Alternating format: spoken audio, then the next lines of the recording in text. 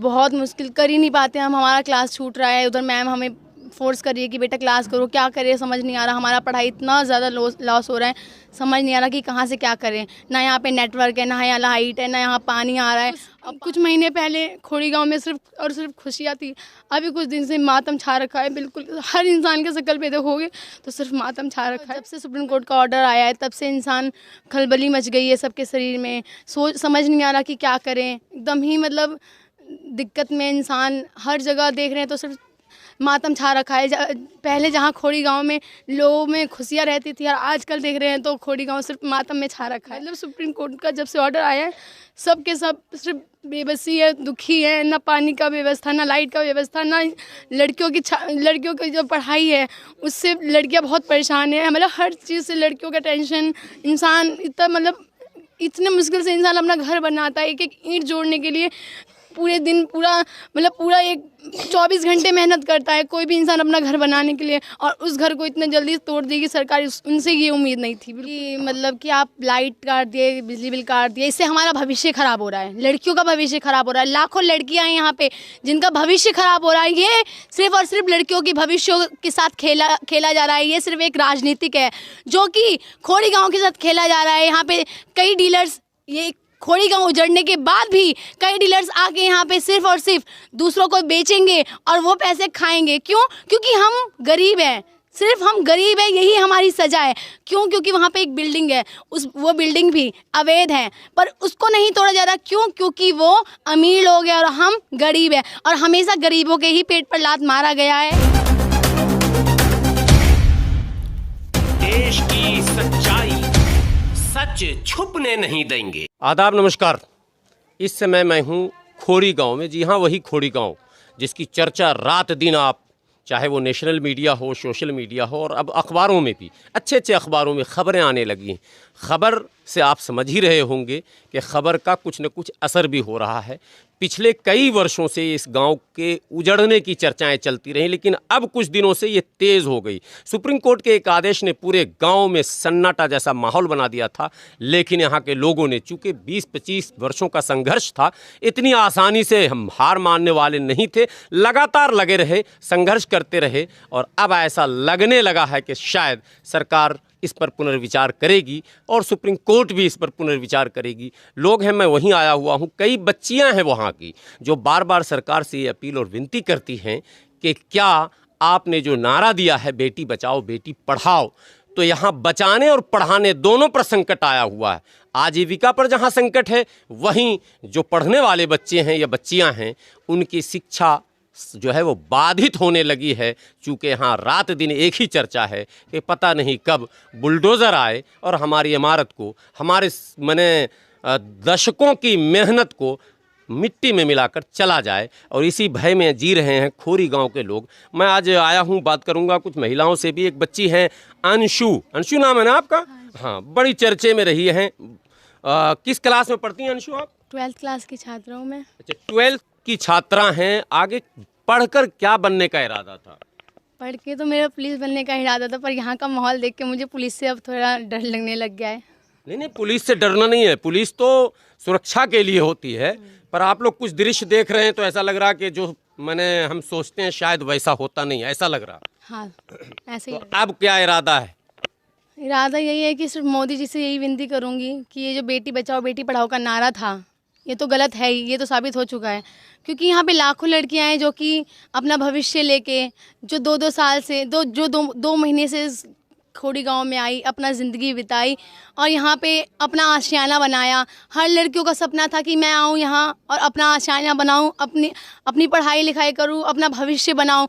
पर यहाँ पे आके अब ऐसा लग रहा है कि मोदी जी ये बिल्कुल सही नहीं कर रहे हैं हम लोगों के साथ, कि हम लोग बहुत ज़्यादा परेशान हैं। अभी कुछ महीने से, 1 महीना हो गया हम लोग को ये। 12th का एग्ज़ाम हुआ आपका?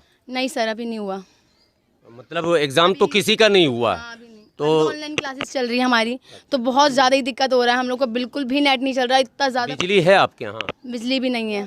तो ऑनलाइन क्लास कैसे करते हैं? बहुत मुश्किल कर ही नहीं पाते हम, हमारा क्लास छूट रहा है, उधर मैम हमें फोर्स कर रही है कि बेटा क्लास करो, क्या करें समझ नहीं आ रहा। हमारा पढ़ाई इतना ज़्यादा लॉस हो रहा है, समझ नहीं आ रहा कि कहाँ से क्या करें। ना यहाँ पे नेटवर्क है, ना यहाँ लाइट है, ना यहाँ पानी आ रहा है। और पानी आ रहा है इतना मुश्किल से, आ ही नहीं रहा है बिल्कुल भी, घर में एक बूंद पानी नहीं है। बिजली और पानी को लेकर सरकार से आप क्या विनती करेंगे? सरकार से यही विनती करूंगी कि बिजली और पानी तो दे ही दे, क्योंकि बिजली पानी के बिना तो इंसान जी ही नहीं सकता। पर अगर नहीं भी देगा तो भी हम जीत जाएंगे, क्योंकि हमें अपना घर बचाना है, हमें अपना आशियाना बचाना है, हमें अपना भविष्य देखना है।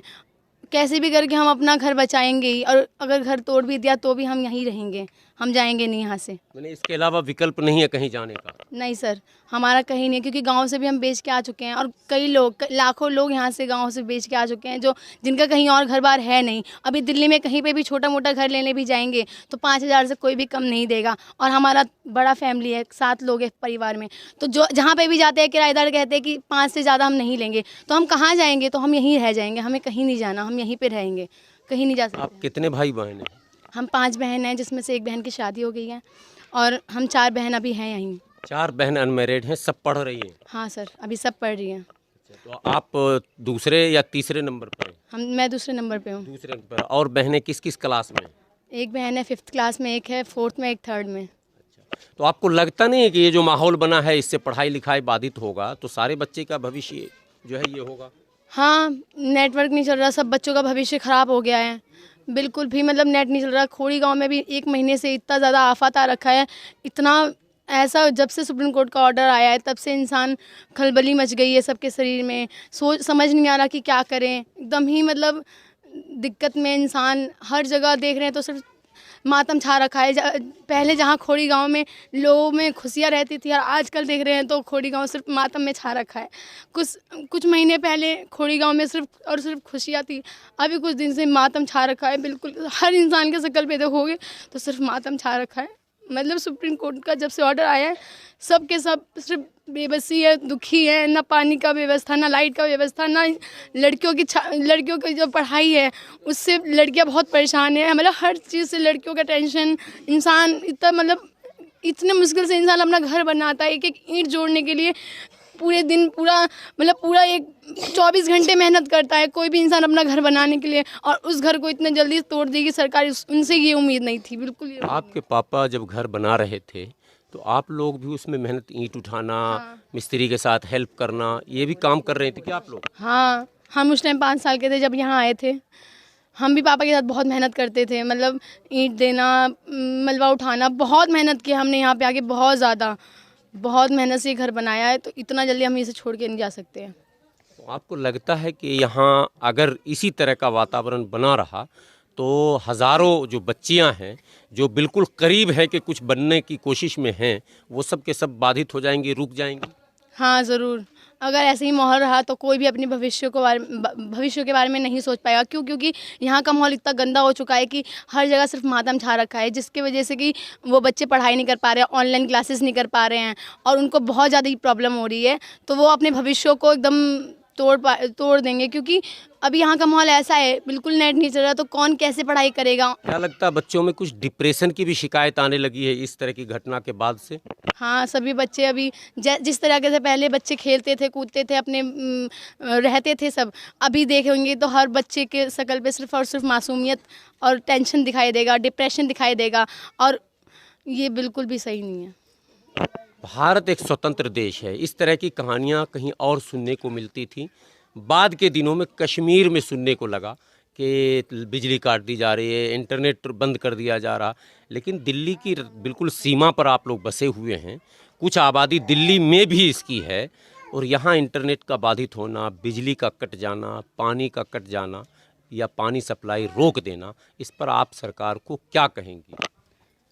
सरकार को मैं यही कहूँगी कि मतलब कि आप लाइट काट दिए, बिजली बिल काट दिए, इससे हमारा भविष्य ख़राब हो रहा है, लड़कियों का भविष्य ख़राब हो रहा है। लाखों लड़कियां हैं यहाँ पे जिनका भविष्य ख़राब हो रहा है। ये सिर्फ और सिर्फ लड़कियों की भविष्य के साथ खेला जा रहा है। ये सिर्फ एक राजनीतिक है जो कि खोड़ी गाँव के साथ खेला जा रहा है। यहाँ पे कई डीलर्स, ये खोड़ी गाँव उजड़ने के बाद भी कई डीलर्स आके यहाँ पे सिर्फ और सिर्फ दूसरों को बेचेंगे और वो पैसे खाएंगे। क्यों? क्योंकि हम गरीब हैं, सिर्फ हम गरीब है, यही हमारी सज़ा है।